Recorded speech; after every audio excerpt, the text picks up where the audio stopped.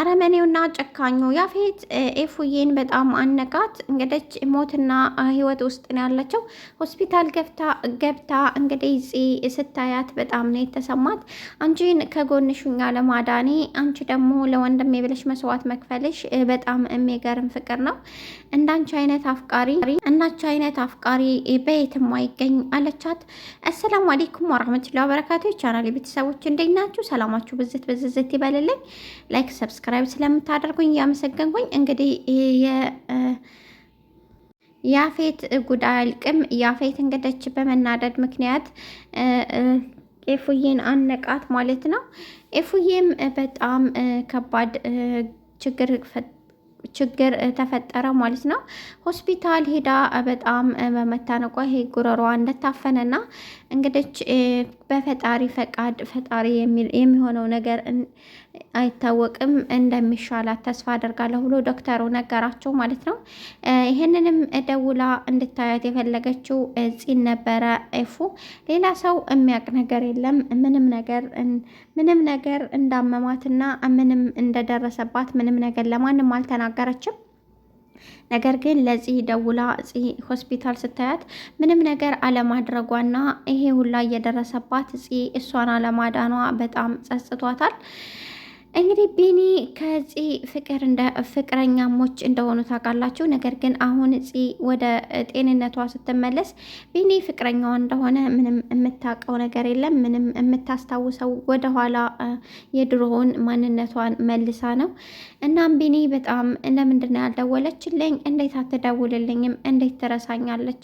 በዚህ ቅጽበት እኔን ትረሳኛለች ብዬ አስቤ አላውቅም። ለምን ረሳችኝ? እያለ በጣም እየተቆጣ ነበረ።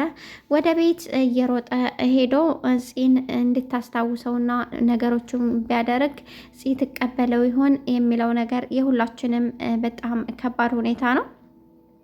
ቤዛ ተለወጠች። ቤዛ አንተ ጠንካራ ሰው ብትሆን እህቴን እኔ አውቃታለሁ፣ በፍጹም ያፌትን ያለ ምክንያት አታገባውም። አንተ ግን እንዴት አትረዳም? አሁንም ፈሪ ነህ፣ አንተ ጀግና ሰው አይደለህም አለችው። በነገራችን ላይ ቤዛ የተናገረችው ነገር ትክክል ነው ብዬ ነው የማስበው። እሱ ፍርሃት ስላለበት ብቻ እሷ ላይ ይጮሃል።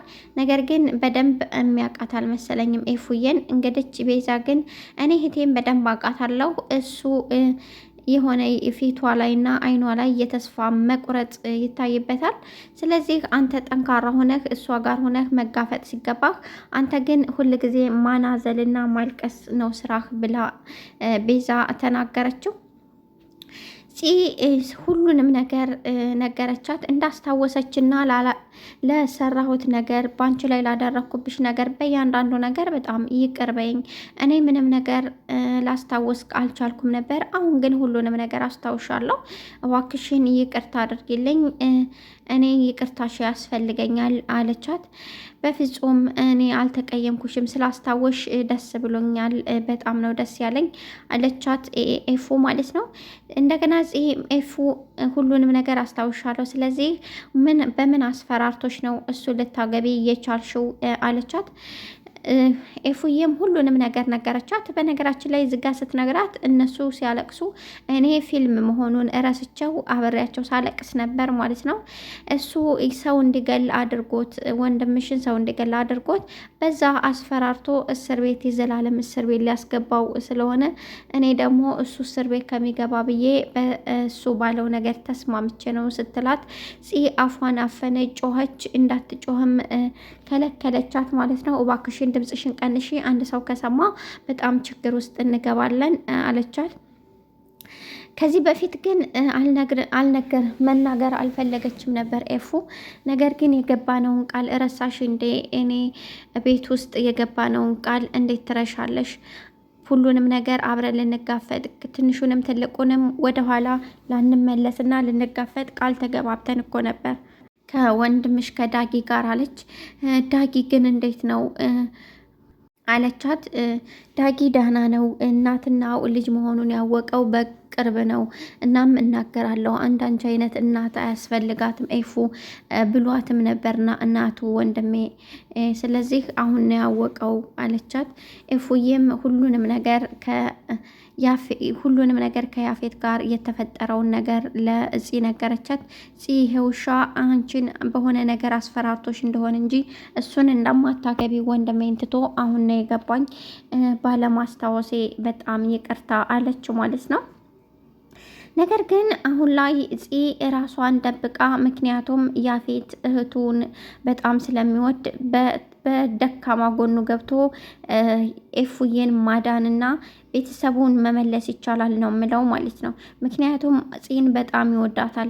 እንዳየሁት ከሆነ የእናትና አባቴ ማስታወሻ ያለችው ማስታወሻ ብትኖር እሷ ናት። በእሷ ማንም ሰው እንዲመጣብኝ አልፈልግም ብሏላ ማለት ነውና እሷ አሁን አላስታወሰች ራሷን እንዳላስታወሰች ሆና እኔ እረዳሻለሁ፣ ምንም ነገር ወደኋላ አልልም፣ ከዚህ በኋላ አብረን ሁሉን ነገር እንጋፈጣለን፣ አይዞሽ እኔም ከጎንሽ ነኝ ብላ ነገረቻት ማለት ነው። ኢፉዬም እሺ ብላ ተሰናብታ ሻንጣዋን ይዛ ወደ ቤቷ ልትሄድ ስትል እንግዲህ እናታን በጣም ለባብሶ ዘንጦ ሽቶ ተቀባብቶ እታች ወረደ። እጁን ስታየው የኔ ናታን ብላ ስትመጣ እኔ ያንቺ አይደለሁም አንቺ ባለ ትዳር ነሽ ከዚህ በኋላ ስትለው በቃ በጣም እሺ ይቅርታ ብላ ልትሄደች ማለት ነው። ቤዛ በጣም አጥፍተሃል፣ ልቧን የሰበርካት፣ አይኗ ላይ የተስፋ መቁረጥ የብዙ ነገር እየታየባት እየሆነ ያለውን ነገር እያወቅ እንዴት እንደዚህ አይነት ነገር ታደርጋለህ ብላ ተቆጣችው። ፂም ተከትላት ሄዳ ኤፉዬ እባክሽን ተዩ፣ እሱ አንቺን ጠልቶሽ አይደለም አለቻት ማለት ነው። እውነቱን ነው፣ እኔ ባለሁበት ሁሉ ችግር አይጠፋም፣ እውነቱን ምንም አልተሳሳተም፣ እንደዛ አታስቢ ብላ ተቆጣቻት። ተሰናባበቱ ማለት ነው። አንተ ወንድሜ ምንድን ነው ችግርህ? እንደዛ መናገር አልነበረብህም፣ ለምን እንደዛ ተናገርክ አለችው ማለት ነው። እና ወንድ ሁን አይደል ያለችኝ፣ ስለዚህ ወንድ እየሆንኩ ነው። እንደዚህ ወንድ መገልመጥ እንደፈለገ መሆን ወንድ ልጅ እንደዚህ ከሆነ በቃ እኔ ወንድ ሁኛለሁ። እንደዚህ ሁን አይደል ያለችኝ እና ምንድን ነው የምትፈልጉት አለ ማለት ነው። እሷም ቤዛም በጣም ተናድዳ አንተ ልጅ ወደ ቀልብ ተመለስ አለችው ማለት ነው። እኔ አሁን አራባችሁም በጣም ርቦኛል፣ ስለዚህ ምግብ የሚሆን ነገር መስራት አለብን አለች። አሁን ታውቃላችሁ ገኒ የሚለችው ማንም ሰው የለም። ስለዚህ እኔና እዚህ ደግሞ ምግብ መስራት አንችልም። በቃ የሆነ ነገር አስታወስኩኝ፣ ወንድሜ መስራት ይችላል። አረ እኔ ምግብ ልሰራላችሁ ነው። ቢያንስ እንኳን ምግብ እንዴት እንደሚሰራ አሳየን፣ አስተምረን። ከዚህ በኋላ እንዴት ልብሴን ራሴ ማስተካከል፣ ቤቴን ራሴ ማጽዳት፣ ምግቤን ራሴ መስራት፣ ራሴ ማንቀሳቀስ አለብኝ። ከዚህ በኋላ በራሴ መቆም አለብኝ። ከዚህ በኋላ ራሴ በቂ ነኝ። ራሴ ለራሴ መሆን አለብኝ። ስለዚህ ሁሉንም ነገር መማር እፈልጋለሁ አለች። ናታንም እሺ በቃ ተስማምቻለሁ፣ ሁሉንም አሳያችኋለሁ አላቸው ማለት ነው። እና ውዶችዬ እንግዲህ መጨረሻ ላይ ኤፉ ያፌት አነቃት፣ አንቆ በቃ ሞትና ሽረት ውስጥ ገብታ ራሷን ስታ ቶሎ ወደ ሆስፒታል ራሷ አዝሮ ወሰዳት። መጨረሻው ምን እንደሚፈጠር እንጃ። ሰላማችሁ በዝት ይበል። ወዳችኋለሁ።